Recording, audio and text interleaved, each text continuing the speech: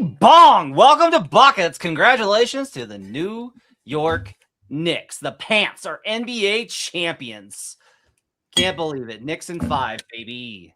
Joining me, my name is Matt Moore. I'm a senior NBA writer for the Action Network, joined by Brandon Anderson, generational hater at Wheaton Brando, the Jalen Brunson of ROI, and Joe Delera, who in the preseason said this was a Knicks pod. The season opener said this was a Knicks pod. All throughout the season said it was a Knicks pod. Lifelong Knicks fan, devoted Knicks fan, has believed so much, was crushed when I told him that Isaiah Hartenstein was going to go, and they were going to bring in Cat. That's exactly what happens. And then Cat was instrumental in bringing them a championship. Joe Delera, the New York Knicks are NBA champions. Congratulations. It's honestly hard to even think about, because I haven't seen them win in my whole life. And honestly, for the majority of my life, they've been kind of terrible. So it's kind of crazy. And then even this, I mean, the way that they won, they showed flashes of this during the regular season, but to put it together this way was just insane. But I will say the one thing that was always constant was you watch this team and you're like, they never gave up ever.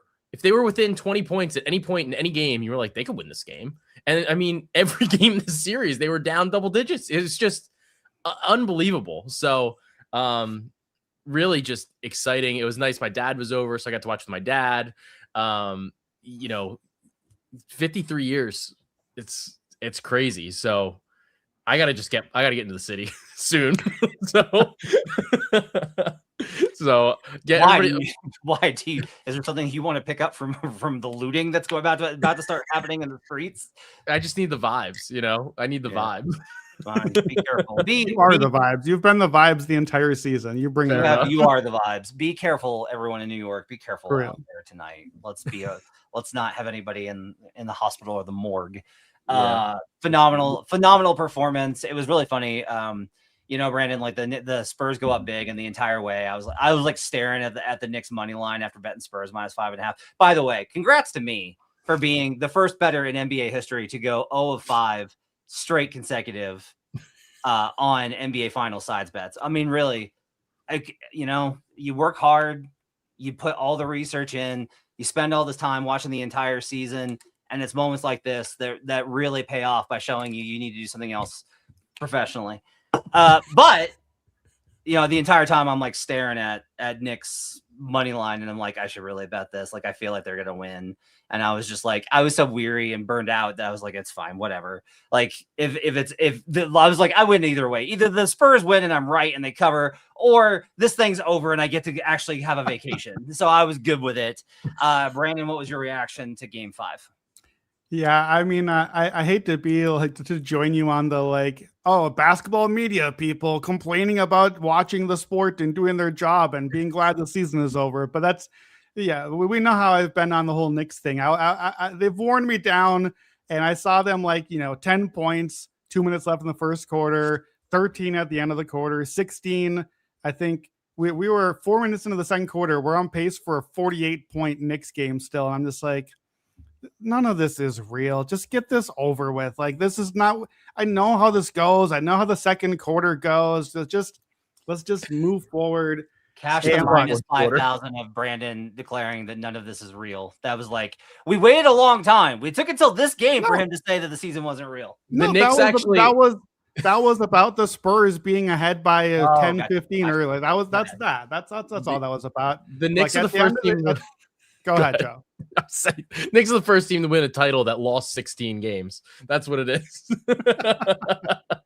No, I mean, look, truthfully, not to brag, but at the end of the game, I'm watching closely Harper and Hart. That's been my dudes all series, Harper and Hart. And I had the Hart rebounds. He was sitting on 7 till late. He picked up a bunch in a flurry down near the end. Harper didn't get a lot of rebounds tonight, but got 3, more than 3, which cashed the 6 rebounds a game. And then late got 1 bucket finally to hit 25. Joe and I both had the 25 points in any game plus 1,400. I had Harper 10 points in a game, 16-1 also. So when all that lined up, Hart hit the rebounds per game. I was like, okay, you know what? we're golden on the series. I'm out on series bets. I've got all the stuff lined up all I want. This thing is cooked. Just Knicks, fine. I give up. Do the thing. 2 minutes left. End the series. Let's get out of here. Let's be on vacation. NBA draft, World Cup. Let the Knicks do their thing. Let Joe and Jim and Sean and Knicks pod. It's this is what we've been doing all year. So the Jalen Brunson was incredible down the stretch, and the Knicks were a lot of fun to watch as much as I could allow myself to have fun watching them. And yeah, I mean, it felt like we watched the same game on repeat 5 times in a row, and the Knicks just did the thing every time. It did not matter what the Spurs were doing and how far ahead they were. The Knicks did the thing. Yeah, Brunson was insane. Like, just absolutely insane, because the rest of the team just couldn't do anything. Like, and look, Joe said it was Brunson. Joe said it was Brunson the other day before Game 5 on the Best Bets. He said in our Slack, and then said again on the Best Bets episode. It's a great call by Joe Delera. I don't think that was actually a great call. I just think the entire fucking universe has decided to bend itself towards whatever Joe Delera wants. So you might as well just ask for like super, because that guy, it was just like so typical that like I made like this passionate case of like he has not been good in this series, and he fucking drops the most points in a finals game closer since Giannis Antetokounmpo. Just like cool, of course. And like, halfway through, after the first quarter, I was like, oh man, if they win this game, Brunson's MVP. Like I knew it early, and I was like, of course. Yeah. So, but like, I mean, look, I don't mind it. I really don't think he had a good series, but he had a great Game 5, and he put up the most points. And that's if that's the like, I can't blame the voters for recency bias when you have that kind of performance in a closeout. Yeah, I mean, he averaged over 30 points a game. Obviously, maybe he might have averaged like 30 shots a game too, but somebody had to shoot him. And like today, I mean, the bench was terrible. Like the bench was garbage. Nobody could score. So, I mean, honestly, if it wasn't for him, like this game's probably a blowout early. And, then you're just looking at it's like, oh, all right, well, now we got to pack up, go play Game 6 at the Garden. And we looked bad. And instead, the way he played, it was tremendous. I mean, he goes into the fourth quarter and he scores 15 points in the fourth quarter. It's the dude just is a bucket when you need one.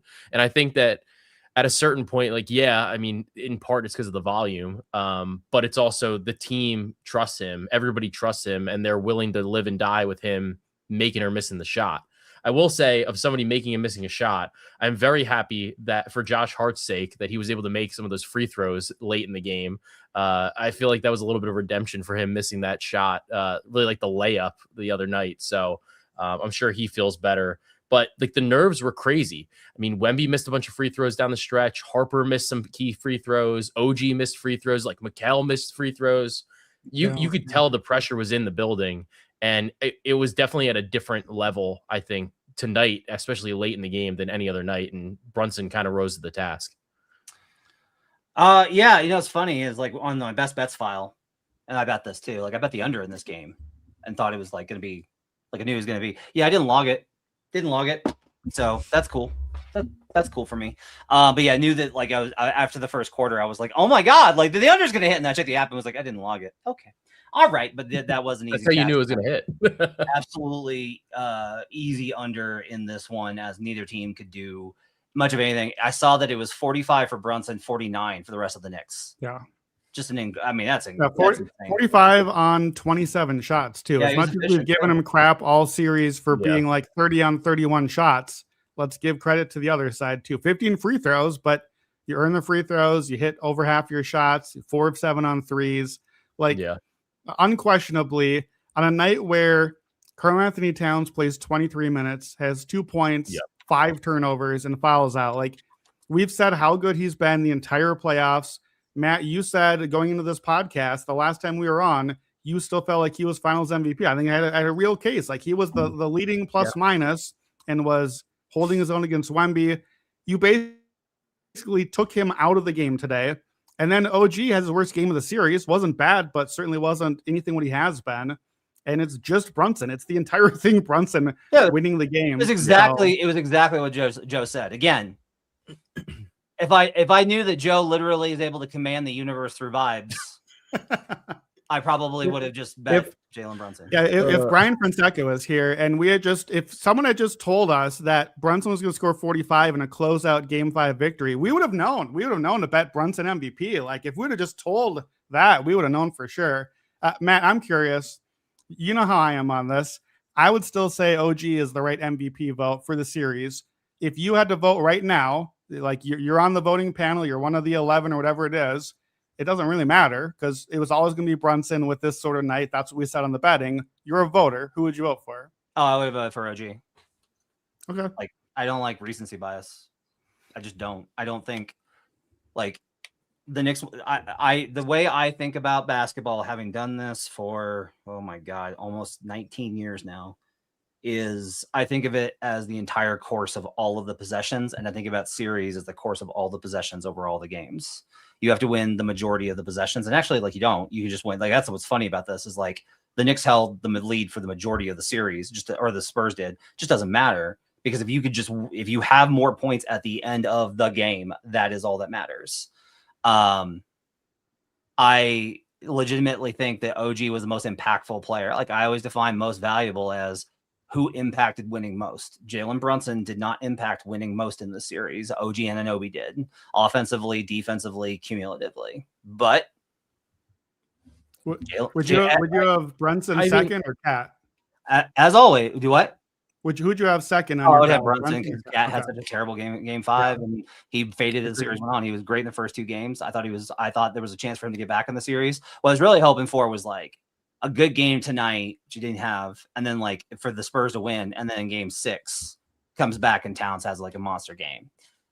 But realistically, like a lot of this is a simple, and I know you don't like this, Joe, but this is just how with the battle that I feel is just like, if you take bad shots, I'm never going to be impressed with you. If you create good shots, I'm always going to be impressed with you. If you take a bunch of bad shots and in the rest of the series, you miss fucking all of them, and then in one night you make all of them because the shit just went in, I'm going to be like, cool. That's just like how it goes. I don't think his shot selection was great in the series. He made a bunch of tough buckets, and that's what a lot of the playoffs are about, and you need that. But, I mean, the inefficiency was killer in this series. It just didn't wind up costing them because of the non-Brunson minutes. I think that, well, I mean, at the end of the day, though, if you look at it, even from plus minus, which is simple, obviously, but Brunson was a plus 1.6. OG, I was shocked by this, actually. OG is a minus 3.4 plus minus on the series, which surprised me. But, like, I guess on average, which was surprising to me. Cat was the best. Hart, Bridges, Keldon Johnson's up there. Jose Alvarado's up there. But I think at the end of the day, when it comes down to it and what people remember and what people are voting on is Brunson at the end of the day, he basically won 3 of the 4 games with last minute shots that took the lead. And even in the game where OG hit the shot made the tip, Brunson was making last minute buckets there too. And I think that shot, upon like thinking about it more, and I don't remember if we talked about it or not, but like that was kind of the right shot. You had Wemby out of the paint, 2 guys on you, and then you had the rebounding edge there. So 32.6 points per game in the finals is a lot of points for a guy who is not a 1A. Yeah. Really impressive job by Mike Brown to build a system that was able to cover for him. Honestly, it's a testament to Mike Brown, Brunson's effort defensively. He got killed on a lot of possessions, but they were just able to cover for him. And like, that's going to be the message going forward is if you have 4 guys that can cover for him, you can play with a small guard like that. And Cat deserves a lot of credit for having put in the time and effort defensively for him to be able to cover, to be one of those 4 to cover for Brunson defensively. Yeah. I think the question is maybe honestly, like there's other teams that you maybe look at and you go like, this team is better or so to speak than this team. But like this team as constructed is probably one of the best teams that you've had win a finals in a while. No. I'm saying because of the way that they're balanced. No, Matt, he's saying something different than what you're taking. Okay. Like what I'm saying is that the team itself, the team factor, all 5 together. Like you needed all of them together. Like there was no like everybody needed everybody.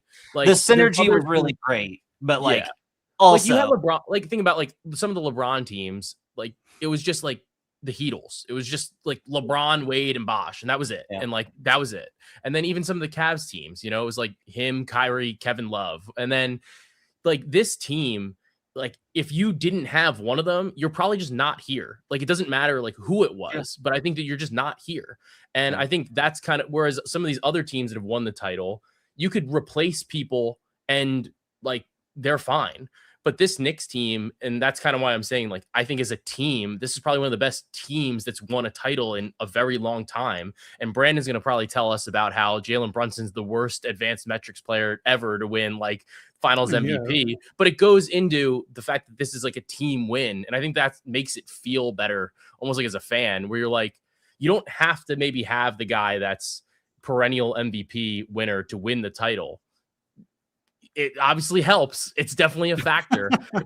But I think that, you know, it does show, especially under this new collective bargaining agreement, that maybe that is something that's going to start popping up where we have to start looking at teams that can win as opposed to guys that are just like, well, they're the best player and they're always going to be the best player in the series. And we need to look at that. I've been on this. I think it's about the best 5-man lineups. I just think that that's where we're at. I do think that it was best player for a long time.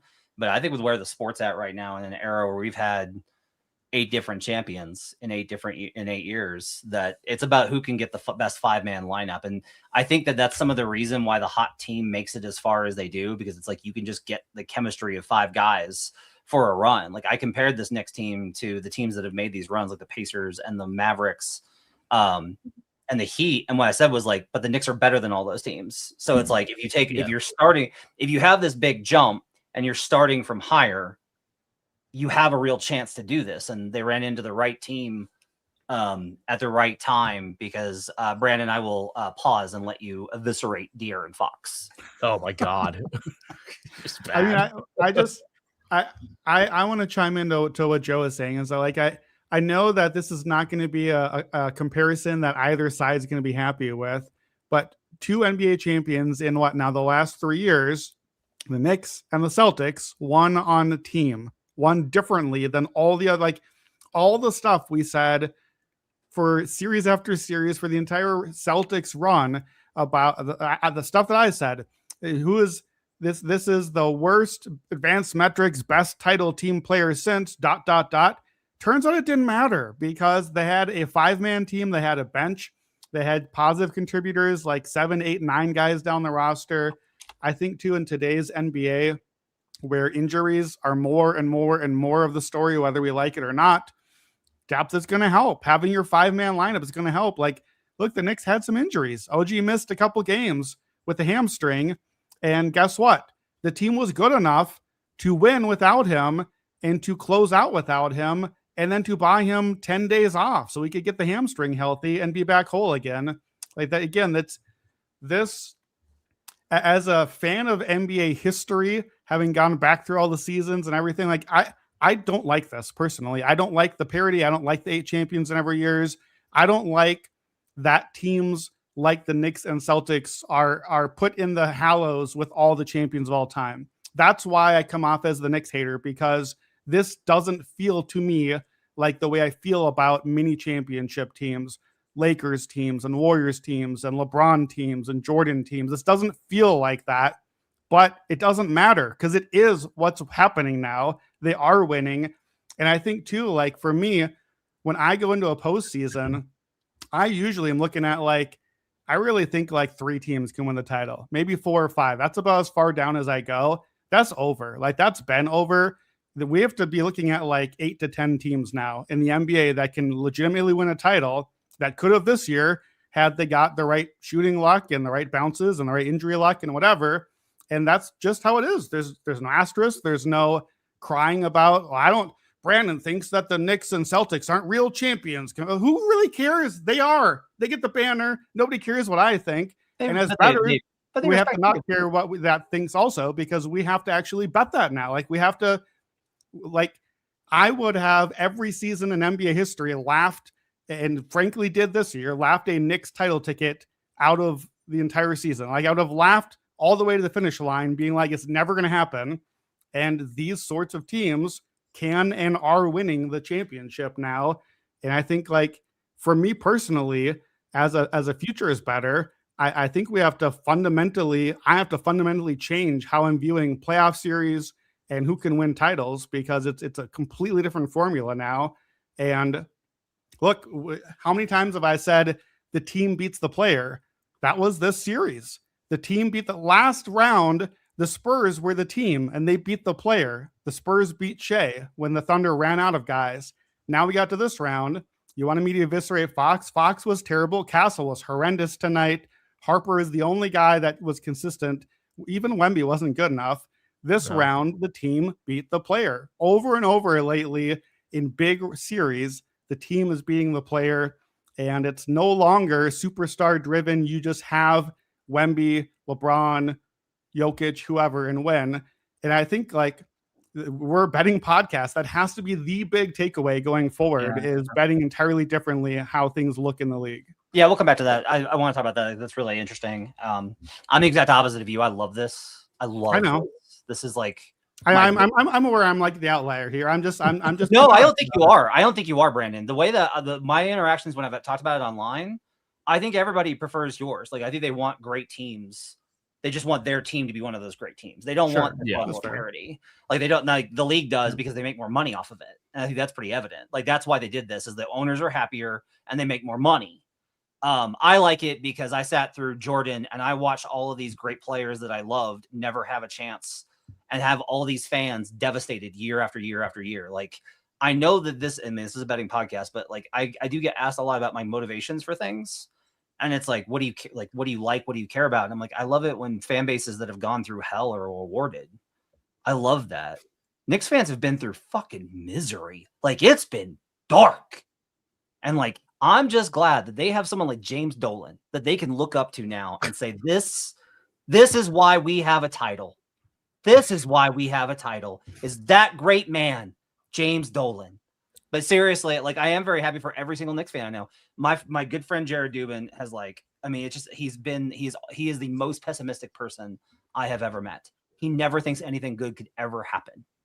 And like, I'm so happy for him tonight. You know, what'd be really funny is if you were like, if you consider yourself like a true New Yorker, like the truest New Yorker there was, and you got yourself to one New York basketball game in the NBA Finals, one game, and you were there, and that was the one game they lost, and they won every other game except the one game you were there. That would be so funny. That'd be hilarious. How about if you're a young Spurs?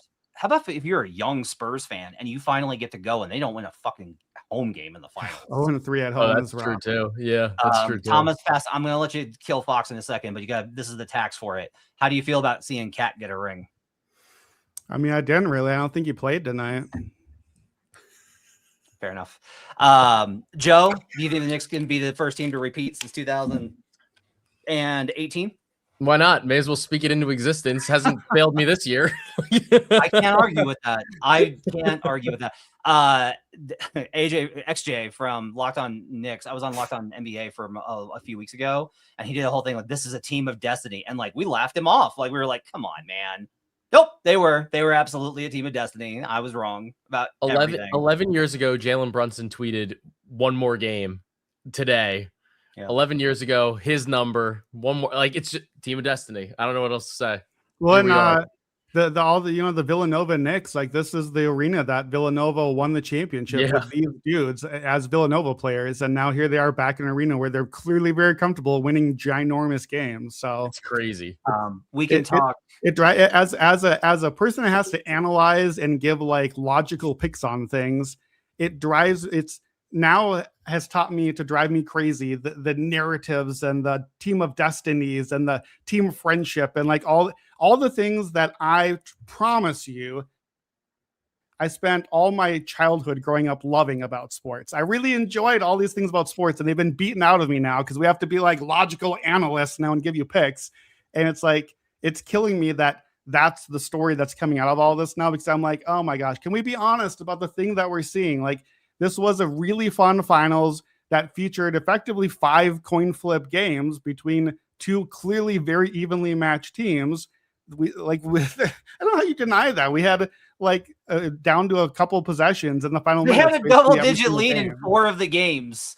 They blew 4 double-digit leads. I think 5. What it is, it's really what it is just that like, I think they're, maybe it's like coin flippy in terms of the two teams, but like the Knicks are just the Knicks were just so much better in the fourth quarter.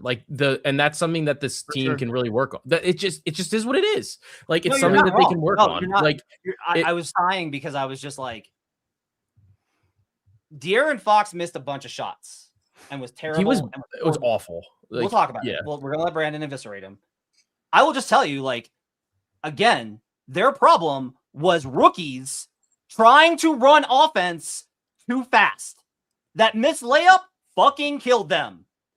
Way too much. Just running. I have a fun stat for you before we eviscerate Fox. And he was terrible. I thought his shot selection was bad tonight. I thought his defense was bad tonight. I thought his execution was bad tonight. He settled for too much. He was clearly trying to make up for the game 4 gaffe. It was a terrible game from De'Aaron Fox. I do find this number incredibly funny. De'Aaron Fox would play 9 minutes and 52 seconds in the fourth quarter, all but 2 minutes of the fourth quarter. They were -5 in his minutes, including the free throws at the end of the game. Dylan Harper was -14 and 8:51.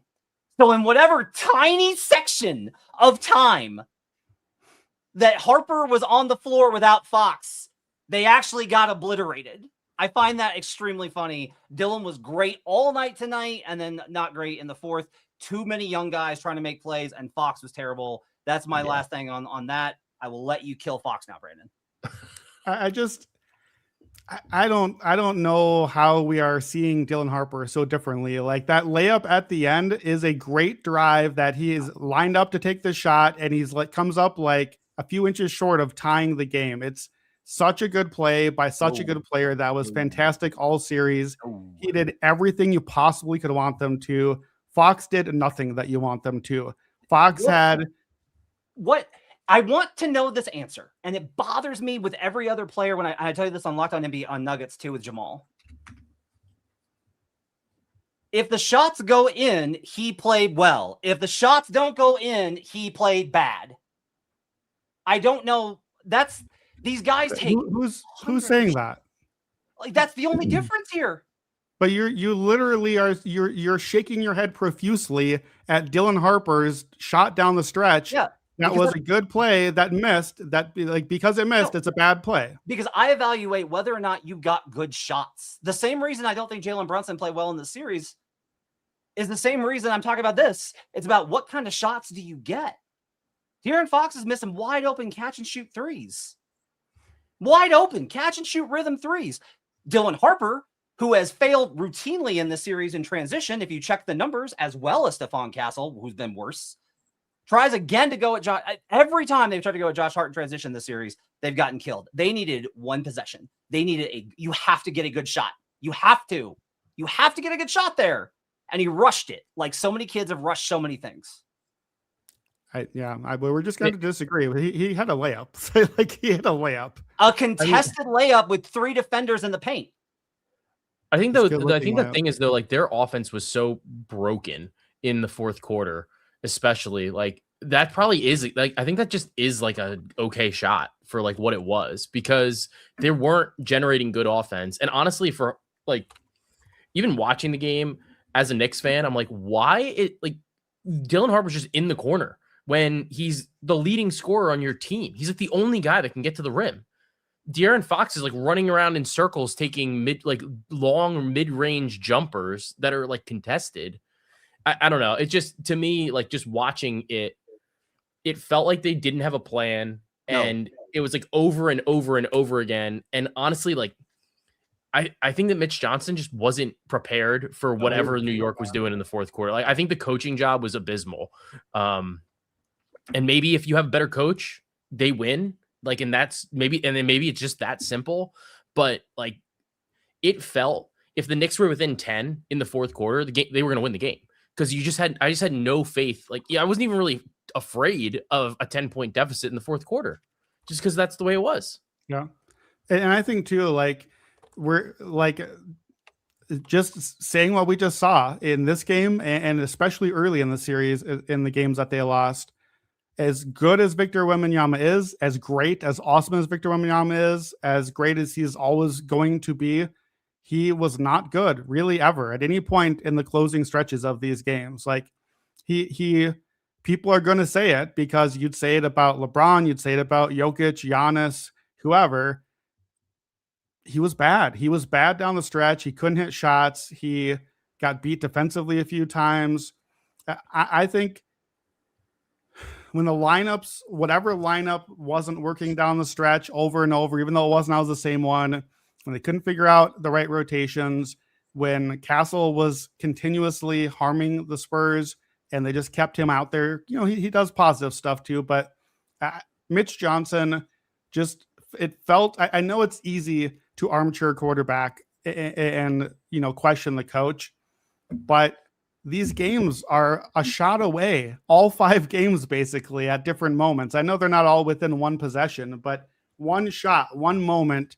I'm sounding like Eminem over here, but it changes the whole thing. And yeah, I think if you do, well, okay, let's do this. What if you do the blame pie for the Spurs?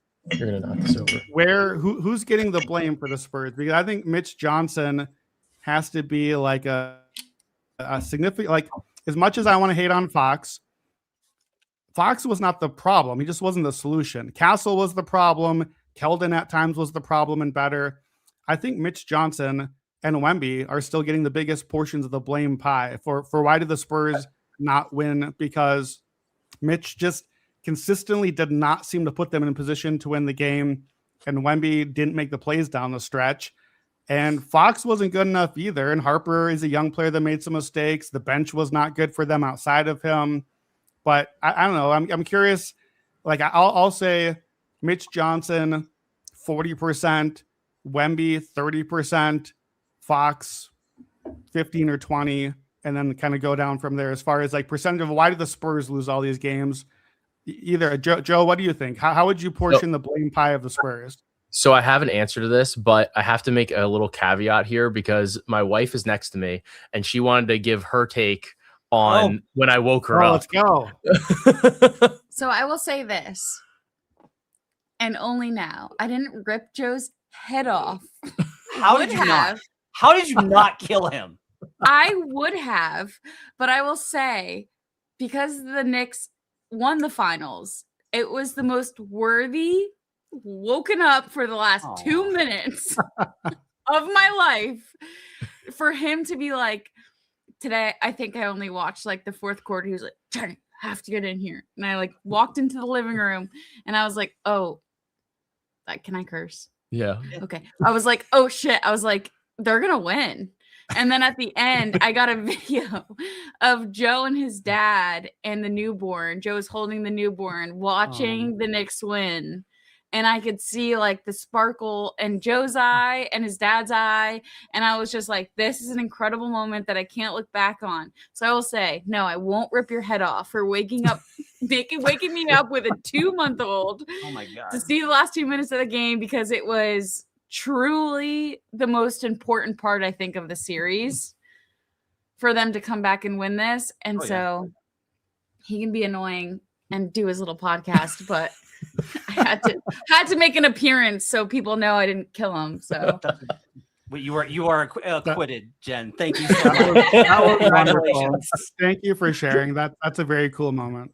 I had to loop her in here. She's like, I can make an appearance. So I was like, all right. So, but to answer your question about the blame pie, I think it has to be like on the best player. Like, I think it has to be on Wemby. Like, I think that you saw him. I think it's Wemby and I think it's Mitch Johnson. And I think De'Aaron Fox was problematic. Will Knicks fans ever get over the Wemby thing, or is this gonna be forever now? No, we hate him now. He's deport him. Until they go back to sucking and then they want him to join. That's what. Then it's fine. That's totally different because he'll be an adult then. But so I think you just have to put the blame there, and I think a lot of it just is. I just think he wasn't prepared to play that many minutes. Like, you watched him continuously in the 4th quarter not be able to play in the 4th quarter. Like, he was awesome to start the game, good in the first half, decent in the 3rd quarter, and then just falls apart. Just like isn't prepared to do anything. So that's a conditioning thing. Maybe don't train with the monks. Maybe train with a trainer this summer. Monks catching strays. Knicks fans are here for it. Can't stop him, man. They won. He can talk the shit they want in live. Shout out to Jim Kirby, who's hopefully celebrating somewhere. Jim was talking about this all the way of like that he didn't feel like he could trust Wemby to hold up with the physicality. And Matt, you brought that up at the start of the playoffs, that this was not about youth. This was about, can your body hold up? Can the physicality hold up? And I think too, like, when it's weird, I didn't even think about this until coming to this game, but like, how did we really never talk about the fact that there was a team that had 10 days of rest and one that played 7 games, and then the one that played 7 games lost the fourth quarter 4 times and lost the series? Like, it's kind of like the obvious story out of it. It's like, oh yeah, all the mileage that added up and the minutes that added up in the game, and like Wemby's numbers. Matt, you love the plus minus. Wemby's plus minus was always really good first and third quarter, and then really bad second and fourth quarters. They just consistently wore down in halves. And that's Knicks too. Like, that was, the Knicks were being physical. The Knicks were taking it to him. They were trying to wear him down in games in the series. Like that, you know, much as we can do the blame pie, like you have to do the credit pie for New York too. Yeah, for sure. I will say though, like, you know, I think the 30-minute, I think with Wemby in particular, yes, the not playing, Joe was on this all year. And I think it's absolutely like a big thing that he was not able to, because one of the things is I've asked this of teams, not just the Nuggets, but of other teams. I've asked the coaches the question, why do you shorten your rotations in the back half of the year? And they say specifically, it's like, we're not, it's like, and they, who was I saying this to, that was telling me this? Oh, it's Carlisle. Carlisle told me, he's like, it's not that we're trying to sharpen what we do. We know that. We know we've done this all year. We know how to play together. The guys have to build up the endurance to be able to play 40 minutes like you have to in the playoffs. Like the best guys have to get those minutes and have to get your wind up, because it is different to play 20 minutes versus 30 minutes versus 40 minutes. Now, the Spurs did this because they're looking out for the long-term health of a generational player, right? Like, and I get it. I get he's coming off of a blood clot. It's a guy with a lot of risk in terms of the body frame. So it's probably the right move long-term, but this is a consequence of that. I don't think it was wrong. I just think it's a consequence, Joe. I mean, it's also just like, if they really cared about that, they wouldn't have cared so much about the 65 games to get to DPOY. Like that was the thing they cared about. It was not about like, let's get him ready for the postseason. It was, we need to manipulate these rules in whatever way that we can so he's eligible for Defensive Player of the Year. That was what it was. And I think that they just didn't get him ready for it. Like, I don't know if it's because he just wasn't healthy. Like, imagine if he just didn't care. Like, imagine if he just didn't do it. Like, he just didn't do the 65 game thing and he played 50 games, but all 50 games were at like 35 minutes, 40, like pushing 40 minutes because he was actually healthy. Maybe we have a different situation here. Maybe he's fine during the playoffs, but like, that's not what they did, because there was like such a desire to win Defensive Player of the Year. And I think like, it's cool. Like, I think regular season awards should matter, but it's also like, dude, you're probably going to win a couple of these. Like, if not a ton of these. Like, I get that you want it now, but it's another decision that they made, and it's like, I get that you're young. I just don't like, but it's just that the focus for them, I don't know if it was necessarily like, we think that we're going to win a title. Like, I think that they maybe they thought they could, but I think they thought they were young, and they didn't make some of the other trades at the deadline that we thought they could make. So young people think that they can do it all. They're like, why not? Why can't I do that? I could just I won't play 30 minutes and I'll win Defensive Player of the Year and we'll win the title. Why not? Yeah. And it's the grizzled veterans that are like, do you know what it takes? Do you know how many things have to go right? Do you know how many times I've been there and thought I was going to get it and then it got ripped away from me? Do you have any idea? Like, that's how the older guys are. And I will say, like, to me, the entire thing in the fourth quarter was just inexperience. Like, it was. I don't think it was the fatigue and energy. I personally, and like, for whatever it's worth, think that it was the inexperience. This is just, to me, it takes a player like Wembanyama and honestly Dylan Harper, who was so incredible in the series, making buckets, the athleticism, the composure, just making shots, which is really all he did, was like make every single opportunity count, which is huge. In 5 years, I think Harper's going to be like a top 10, top 5 player in the league. Like, he has that potential because of this poise that he showed at this level. But if you can't do it with guys this talented, then nobody can do it. You just can't do it with guys this young. You can't win. If Fox had been better, maybe they win this series. Fox is the 50 million veteran that's supposed to be better. One of the things that I have kind of mentioned is like, Fox has never had a deep playoff run, ever. Never had it. He had one playoff series with the Golden State Warriors versus the Golden State Warriors. That's it. He has never. This team, I'm sorry, you have to have had playoff runs to understand playoff basketball and go through all this. And I don't know that they'll be better. Like, I'm not one of these guys like, well, the Spurs will be back. I don't know. You know, I thought the Thunder were going to be back in 2012. How could they not be back in 2012? They have KD and Westbrook and Harden. Never got back. Like, that's just how it goes sometimes. But to me, the experience was a huge thing. I do wonder if, like, I'm not really sure which team came out more physical, so to speak. I feel like it's San Antonio came out more physical. I do wonder if maybe they just didn't do that. And they, like, I wonder if the whole series is just refereed a little bit differently. Like, I wonder if it changes the way that Wemby would have maybe been tired at the end of some of these games. Because it's like the Knicks were very physical with Wemby as well, like throughout the whole series. And I think that wears on you. So like, I think it's kind of one of those things where it's like, you just can't call every foul. Like, there's a million fouls and you just can't call them all. So you're calling some of them.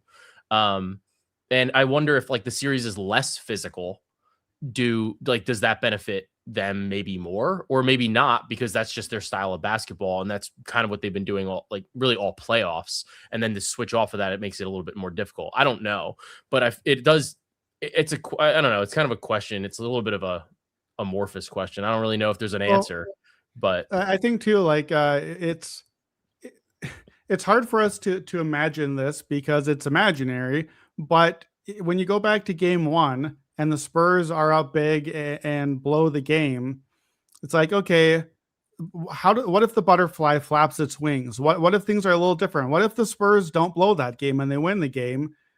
What about then? How about Wemby's minutes are totally different the whole rest of the series because now the Spurs are playing on the front foot rather than like, oh my gosh, we got to catch up. We got to get this game. And it's like every game came down to there being moments late in the game where one shot, one play from the first 45 minutes would have changed the entire outlook of that game. And all three of us come on these podcasts and say, okay, well, here's the spot because this is what happened in game two. So game three, when you're coming off of this spot and this trend and mentally, like, if we're going to say all those things and believe and bet them, then we have to also like imagine and admit, well, what if that one shot hadn't gone in and the other thing happened the other way? Like, that doesn't asterisk anything. That doesn't be like, oh, you're dismissing the championship. It's realistic. It's the way that you have to analyze the sport that you're watching. And so, yeah, I think that the Spurs were coming off of 7 games and that the Spurs blew game one and that, the way that they did, the players that did that. And it's like, oh, the Cornet minutes just got obliterated all series against the Thunder, almost knocked them out before they made it to the finals. And so you come in with that already. And you're like already ready to panic on the Cornet minutes and already like, well, I guess we got to play Wemby like 3 more minutes. How many minutes can you go, bro? Like all of those things, it's all part of the story and it all adds up. And it's hard because you pull one thing out and the whole thing collapses. But I think that's the job, is to like try as best as we can to analyze all those pieces together. And I think it's fascinating to think about, but we all of those versions, like, okay, well, what if they win game one? What happens? Well, we don't know. We don't get that version. We get only this version. And in this version, Knicks in 5 and our NBA champions. And that's it. That's all that matters. Yeah. Matt, you're muted. Cash it. Minus 1,000 for the last time this lock season. Okay. Just Fred says every team in the East was favored over NYK, and then no matter what team comes out of the West, always written off, dismissed, disrespected up until games 4 and 5 with SAS favored by 6. I mean, of course, it's about power rating, man. Like we talk about this on the show all the time, just power rating. And like again, they led by double digits in 4 of the 5 games. It was 4 of the 5. Which teams in the East were favored over the Knicks? Celtics and they didn't play them. I think Pistons. Didn't play them. Yeah, I think they were favored in all their series. Yeah, they were favored in all their series. Yeah, they were favored. Yeah, I mean the bracket broke right too, but I also think they would have. I think they would have beaten. I don't think anybody was beating them. I don't think Detroit was beating them. I don't think Boston was beating them. I like them.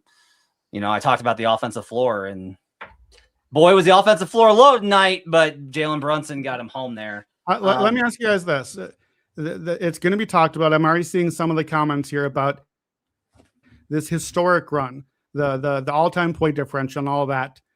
I want Matt's opinion first because Joe's going to give a Knicks opinion. Matt, is this a truly historic run all time? Like, does this line up for you against the other, like when they put the point differential and the rating and the 16-3 and all that, does this for you measure up to those teams in your sense of NBA history? Or how will you think about this team going forward? I think they're as good as the 2023 Nuggets were. I think they are worse than the 24 Celtics. I think they're worse than the 25 Thunder. I think they are. Ooh, Bucks is a tough one. God, that team was good. That awesome. 21 team was so good. And that Suns team was actually really good too. Man, that 22 Warriors team, I can't really put into like context because of the Steph of it all. Tough. Yeah, it's the Dubs. Like, I just don't know how to like. Yeah, they're worse. I'll say it. They're worse. The Warriors were worse. Okay. Yeah. And then 20 Lakers is another interesting one. But let me. So you're comparing them to not any of the teams that people are going to compare this to. Oh, you mean like the all-time great run? Yeah. I'm saying like that. That's how people are going to talk about this because of the point differential thing. Here's my case. Because of what the Knicks did rightfully for 2 rounds against the Sixers and the Cavs and half of the Hawks series, because they obliterated those teams, destroyed them, and have the crazy point differential, people are going to talk about this as an all-time great team that just hit it at the right time. You can't be an all-time great team and be down double digits every game of the NBA Finals. You still won. It's not an asterisk on the title. You did the thing, but you don't get to be talked about as an all-time great team when you were repeatedly getting pantsed at moments. They played the Cavs and were behind by 20 whatever points. They won the game, but all those things matter to me, and they're all context for that.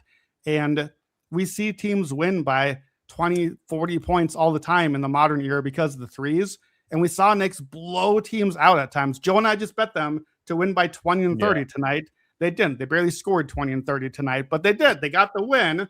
But I know I'm just going to lose this, but I just am trying to get ahead of this talk of them being among these historically great teams. They're a champion. They're among 78 or whatever champions, rightfully so. They earned it. They don't get to measure up to the historically great teams when you played 5 coin flip finals games and trailed double digits in all of them. You just don't. I mean, so okay. So I think there's 2 questions here because I've kind of started to think about things in this kind of context a lot. I've thought about, so one of the things I said the other day was that that I still think Jordan is the greatest player of all time, but I think LeBron's had the greatest career of all time. And I think that this is the other thing I've tried to talk about, which is like, I don't think the Celtics actually in 24, I don't think that's an all-time team. I don't. And I think that like them failing to win the next year and to establish themselves is kind of proof of that. But it's also like the Celtics had one season where they were just better than everybody. They were better than everybody they faced. And it's like, oh, but they faced this team and that team and they got the Mavericks. And it's like, yeah, but they were still better than all of those teams. And with the Knicks, the point differential matters to me.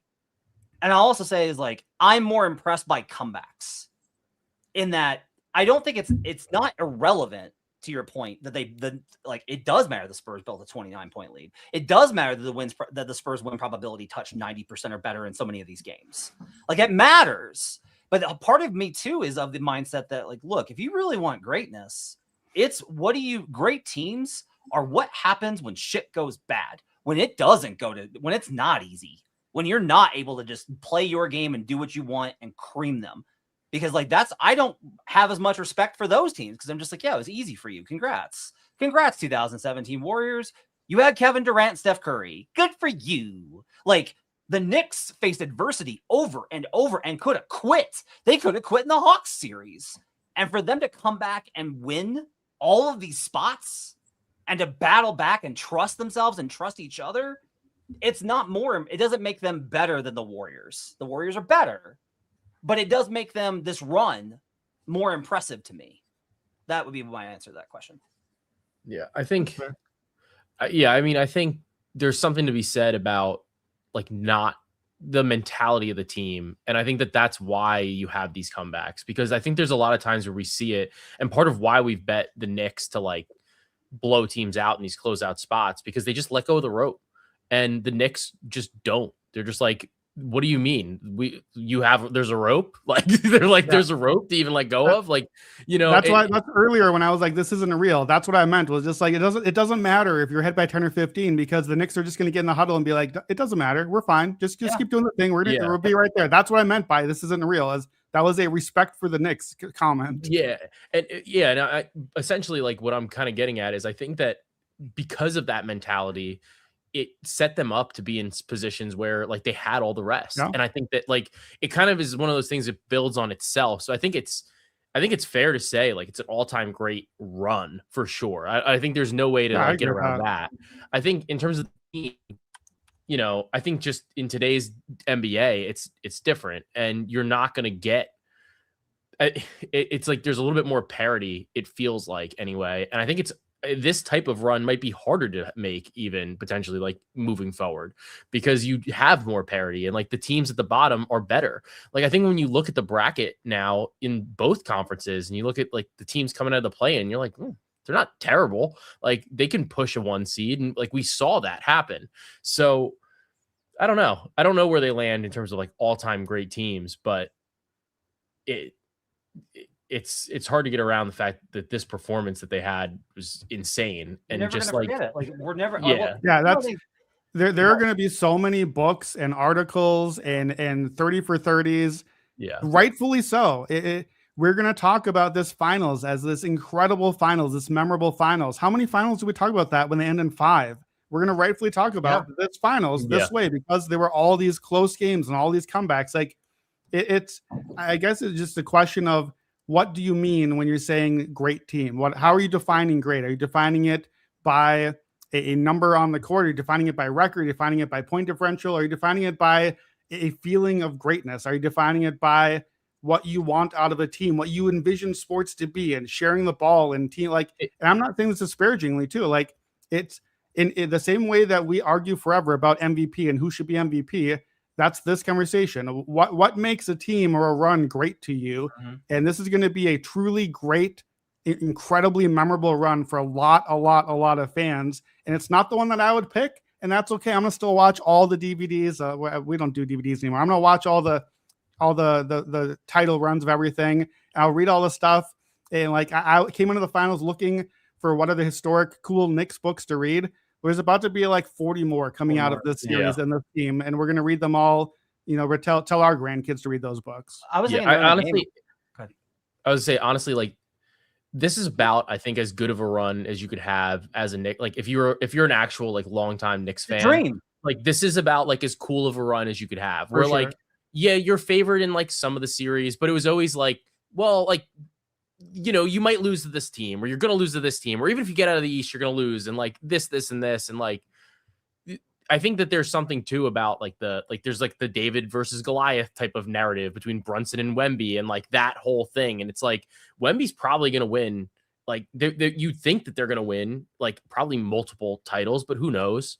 But it did feel like this was one of the last chances to get in before that team is insane.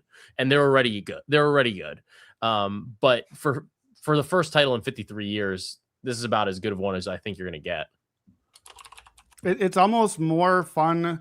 I don't know if fun's the word, but like to what your point and what you're saying, like that the finals went this direction and required the comebacks and required the team and the crazy finishes and the Brunson heroics and the OG game and the Cat games, like, almost makes it better. It makes it more memorable. Yeah. Now that you're on the other end of it, not as maybe as much fun along the way, trailing every time in games, but just like having those moments. I mean, Jim Turvey is at the MSG for Game 4 and like texting us of like, great, so glad this is the finals game I got to come to, right? Well, it turns out you're gonna remember that forever. But like, you don't get to have the 27-point comeback or whatever the number is if you don't go down 27 first. Both parts of those have to happen for the thing to happen.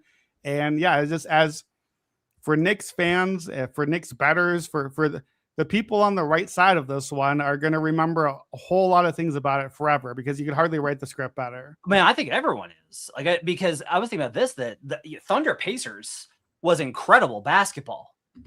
And I think this series is like 10 times more memorable than that series, even though like I was raptured by every single game in that series and thought it was incredible. this was like 5 games. It was basically just bing bong the entire time. And yet, like, we're gonna talk about Wemby off the back of Castle's back. We're gonna talk about Fox's complete meltdown. We're gonna talk about Wembanyama's quote unquote dirty plays. We're gonna talk about OG's putback. We're gonna talk about OG's block on Fox. We're gonna like all of these things are gonna be in the discussion. Like, they will all be talked about. This is a betting podcast, and we have odds, and I want to talk about them because they're interesting. NBA champion at DraftKings. The San Antonio Spurs are the favorite, plus 250. Do not bet that. That's stupid. Thunder plus 260. Celtics plus 550. Knicks plus 650. Pacers plus 2,800. Nuggets plus 2,800. Wolves 30-1. Lakers 30-1. Pistons 30-1. Cavs 30-1. Heat 40-1 with the Giannis trade in question. Warriors 45-1, Philly 55-1, and Rockets 60-1. If you want the other numbers, you can go look them up at DK. Brandon, I have my first thought about the team that I will be writing up tonight as the one that I want to get in on. But I want to ask you first, what's your impulse when you look at I know you're not going to bet this yet. You're going to do all the work and wait for free agency and everything else. But what's your impulse when you look at the numbers? I mean, I think it's fair if you want to bet it now before free agency. My impulse is this. I'm not going to give you a team. I don't have a team to bet right now, but I'm going to give you a concept.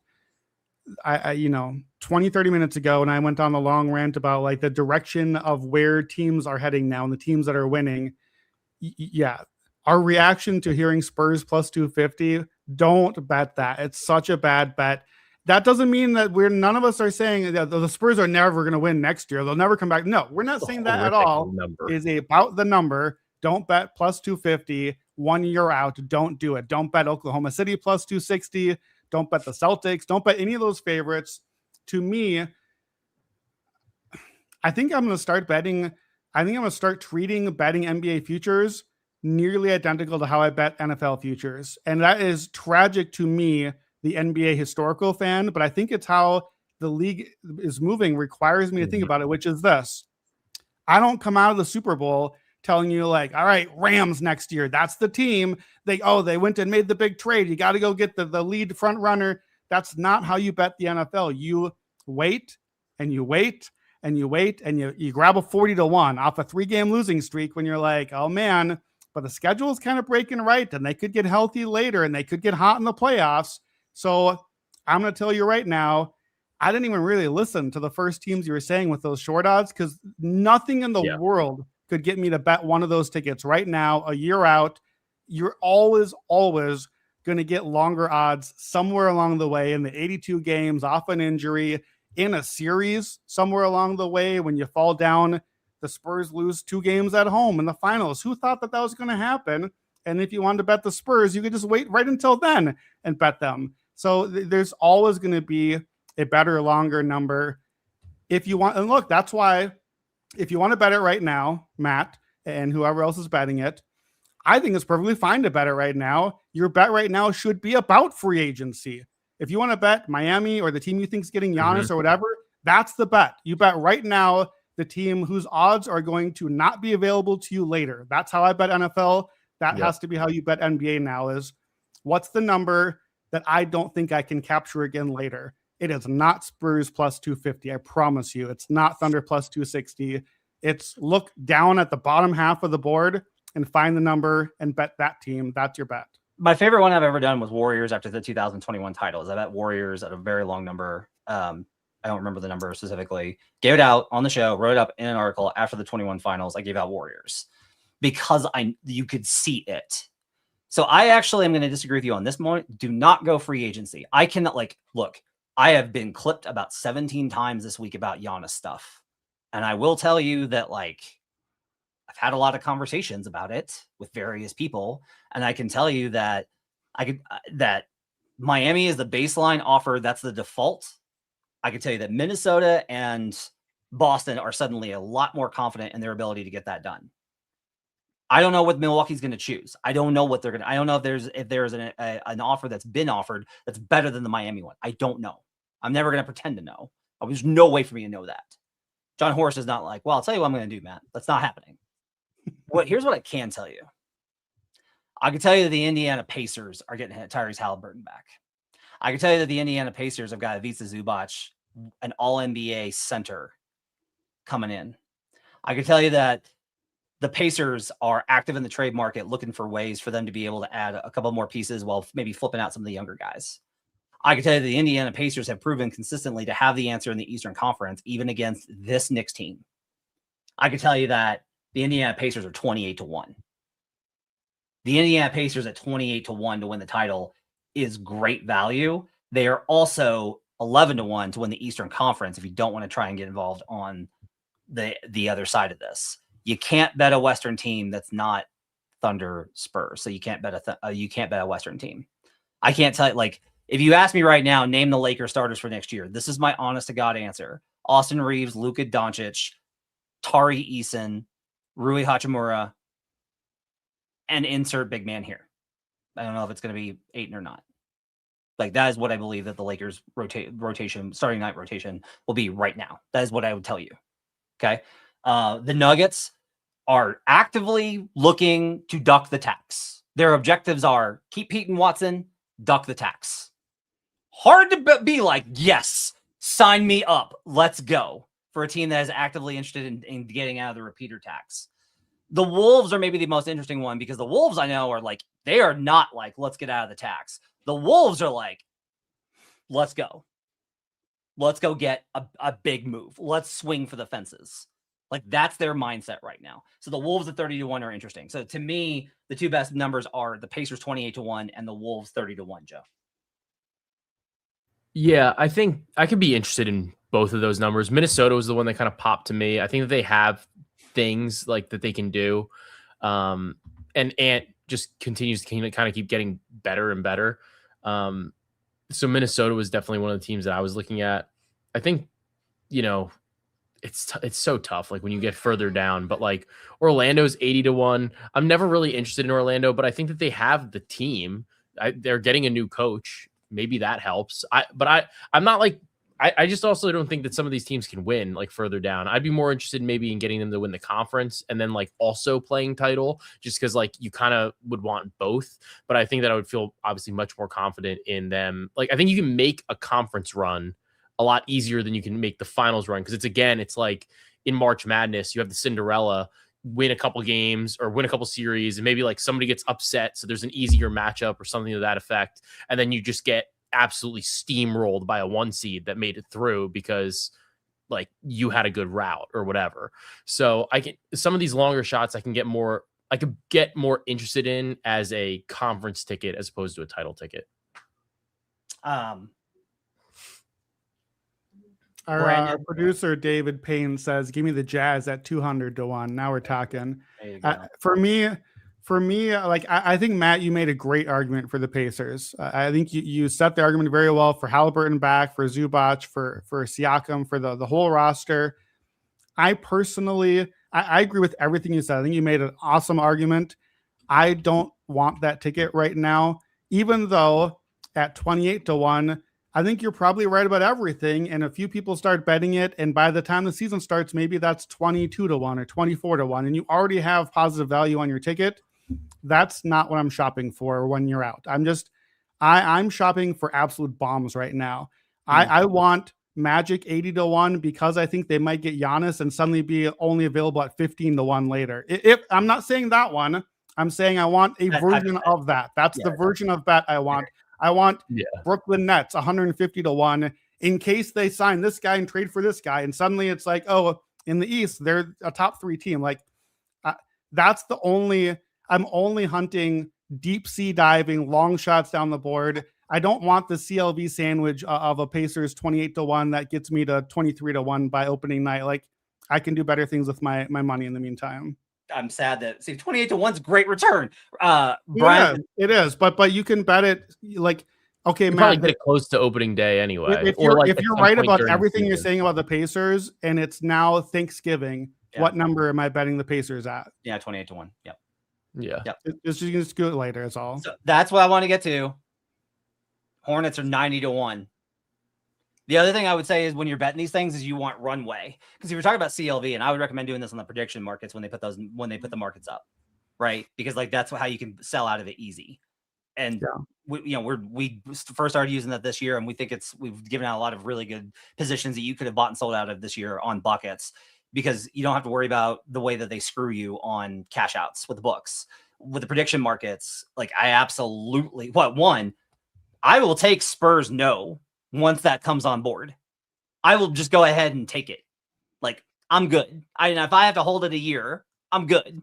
But Hornets have runway. These teams that have a lot of runway to improve. Hornets are active in the trade market. They have an internal improvement. They had the learning year this year. Like this is how that team makes it. Like this is the pathway for a team making a leap.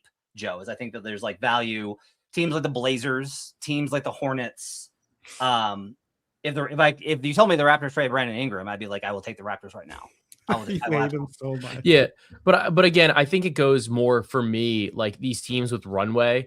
Like I think that there's runway to like a certain point, because a lot of them don't have like a perennial generational talent. Mm-hmm. And I think that's the difference, where like if I looked at some of these teams that have runway, or so to speak, like they might have runway to like make a run in the conference, but then like if things start breaking right for them, but I don't think that they have it, like especially when you do have multiple juggernauts out in the Western Conference. Obviously, like the Knicks beat one of them today, but that doesn't mean that these other teams that we're saying like these are long shots that everything has to work out in their favor. New York was at least looked at as like a favorite to win the Eastern Conference going into the year. Like we're looking, if the Hornets are not in that ballpark there. So it's like, even if they make the run, I don't know if they're good enough to like really win a title. I want to push back on that though. Like I totally agree with everything that you just said, except here we are saying, I'm not saying the Knicks are the Hornets, but here we are seeing how many series and how many results where it's like, man, I really didn't think that was like a genuinely realistic possibility. Like more and more possibilities are possible now. And if you get, 100-1 ticket on a conference win, and it turns out they made the conference finals and they're still 10-1 underdogs, okay, you still have an awesome ticket that's almost definitely going to lose. But more and more, we're seeing that those tickets actually cash. Like all three of us have talked before about, you can't do much with that ticket. You can't just hedge for a profit and be like, great, I got the other side, because they're minus, 1,500 and you can't do much with it. You can now with prediction markets, but like you also, as the future's long shot better, the guy that loses tickets dying on the vine all the time, you just keep betting those and you keep giving yourself a position where my super duper long shot was actually just like a kind of long shot. Well, it turns out we lost. Every now and then you're going to hit one of those, and those are the tickets that you're buying this far out. I have one more thought. Go, Matt. But I want to ask about MVP real quick after this. Yeah, I want to hit MVP on the way out too. I just wanted to say that this reminds me of The Big Short, where it's adjacent to value investing, which is like it's the opposite, which is people never think bad things are going to happen. Brandon, ironically, for as much of a pessimist as he is, actually bets on the idea, like bets against the market that says good things are not going to happen. He takes like these long shots on teams where it's like that would be incredible if that happened. And a lot of his principle is like, yeah, but like those things happen. Like that's sports. Like that's how that happens. So I mean, I can't disagree with it. What's your thought on MVP? Can I give the market? Yeah, go ahead. Victor Wembanyama is your favorite, plus 200. Shai Gilgeous-Alexander's plus 350 for the three-peat. Nikola Jokic is 4-1. Do not bet that. Luka Doncic 650. Giannis 15-1. Ant 15-1. Cade 17-1. Tatum 30-1. Brunson 50-1. Brown 80-1. Donovan 80-1. Maxey 150-1. Halliburton 150-1.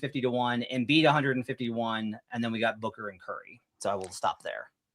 So here's what I think is interesting about MVP. I think Shai is dead for MVP next year. I think Shai, the way you just said, Matt, that you want the no Spurs ticket, I want the no Shai ticket right now. Mm-hmm. He is the back-to-back defending MVP. People do not want him to be the 3-time in a row MVP. The narrative about him, the discourse about him, the way that people feel like he choked in the conference finals, it's not happening. He is not winning next year another MVP in a row. I think he's off the board as basically a co-favorite. And my question is Wemby, because I know we all love him, but do we all love him because he just choked a whole bunch of times in the finals and he's kind of suddenly got this? We got people texting and tweeting about like how Wemby is a dirty player now and Wemby should be getting suspended in these games now. And is he ready? Is he ready to do the thing? So I'm specifically curious what you guys think about Wemby. Is this Wemby just made the huge run and this is the next obvious step? Now you give him MVP next season? Or is this Wemby has to actually finish the job now and prove he's not all the things that we've already started naysaying on him? Because if Wemby's off the board too and Shea, then there's a lot of really interesting odds opening up for MVP at that point. Yeah, I mean, I think you're obligated to say Brunson here. You're obligated. Hey, now he can win, right? That's the way people treat this. But my wife says that Wemby can't win. Fuck him. But so there's that. But I think I think I agree with Shea for sure. Like I think that Shea is a non-starter. I don't think they're going to give him a 3 in a row MVP either. I think I might be interested in a guy that can rise to the occasion that people want to like Anthony Edwards. I think people want to like. I think that Jokic, is a little old right now. I don't know if he's going to get the games. I think he tried to get the games this year and it just didn't kind of work out. And Embiid will never get the games. And then Cade, I think had the situation kind of forming around him this year, but the advanced metrics weren't as good. So I don't know yet. I think I have to think about it, and I might have a better feel after there's some free agency decisions. I think that actually helps shape MVP, because I think MVP, as good as the player is, it's a little bit of a team award just because you need to be a good team. The team has to be good. So if I see moves where I'm so if I see it where, let's say Minnesota gets Giannis, I don't know if I want Ant then, because then it's who are you giving it to, on that team? So I think that's another thing that makes it a little bit tougher. So I don't know. I'd be interested. I'm Ant curious. We'll put it that way. If the two guys, if Shea and Wemby are both not serious MVP contenders because of narrative reasons at plus 250 each, you're taking half of the odds off of the board. To me as a bettor, that has to catch my attention, because that tells me that over 50% of the implied betting odds are off the table potentially, which means virtually every other number on the board is completely wrong and has a lot of value. So to me, I almost cut you off, Matt, when you were reading off odds. You got to the 100 to ones and 150. I was like, come on, it's MVP. We can cut the list. We're not here. But if Shea and Wemby really aren't narratively possible, I don't know if they are yet. I don't know if I decided that. But if the top half of the top 2 on the board can't win, then suddenly 100 and 150 to ones might actually be on the table and have some really interesting value. I think Wemby's got a little bit more teeth to it than Shea. I just think that you can't get. I just don't think that Shea. I think Shea is a non-starter, honestly. Yeah, I agree. I mean, a good example of this is Jokic doesn't win in 23, which is ridiculous. Wins in 24, but doesn't win in 25. He has won 3 of them, 4 of them. Three or four, right? Yeah, 3, but he hasn't won them. That it's very hard to win it. He won 2 in a row, and that was it. And they were not going to give him the third one. They gave him 21, 22, and we're not going to give him 23 without a title. And he won the title that year, which I tried to argue. I was like, you guys don't know what the future. That's not how the space-time continuum works. There is a name I like, and it's a long shot. And I'm serious. I am deadly serious about this. Joe, can you guess it based off of how I've talked to you? You're going to bet on Tyrese Halliburton. Yeah, for sure. Nope. You're very close. You got the first name right. Oh, Maxey. Tyrese Maxey. If the he does put up the numbers, but new front office have heard some interesting things is all I will say. I will be looking at Tyrese Maxey 150 to 1 pretty consistently. I think I could definitely get to him for scoring leader. I think he could score 32 a game. So that puts him in the ballpark. Shout out to Free Sauce, who gave out winners all year long in the comments on Buckets. He was with us for almost the entire year. He would give out 3-star plays. Been with us here at youtube.com/The Action Network. Shout out to Free Sauce. Shout out to everybody in the comments. Great comment section tonight. Everybody's, whatever their takes are, it's absolutely been awesome. It's been terrific. We'll have more content for you. I'll have a piece up on the title odds for tomorrow on the Action Network app. Pod will be on a little bit of a break. I don't know when I'm going to do draft content. I actually have done more draft scouting than I have at any point in the last, I think, 10 years. I have watched these kids more than usual. So I actually have my own takes on them, as well as I'm starting to get like intel. Sounds like Clippers are keeping 5. Is it a day? Is it, how does that kid's last name? Mara? Is it Mara or Mara? Mara. A day Mara may go very high. He may go very high. Him and Ament are the two ones that may go way higher than anybody expects. We'll have a draft pod before the draft. I can assure you that we will have multiple shows before the draft. Thanks for joining us, everybody. I really appreciate it. Congratulations to Joe Delara. Congratulations to Jim Turvey. Congratulations to Sean Little, the biggest Knicks fan in the world. That's why his name is at Chicago Flow. Congrats to Gifford Gould. Congrats to Gifford Gould in our excellent producer. Happy for him. Congrats to Malik Smith. Malik Smith, our longtime NBA dude here. Malik, we love you. Congrats. We love you. Love you, Malik. Congrats to all the Knicks fans that work for Action Network. Happy for you guys. We'll see you guys again next time. Till then, let's get buckets. Bang.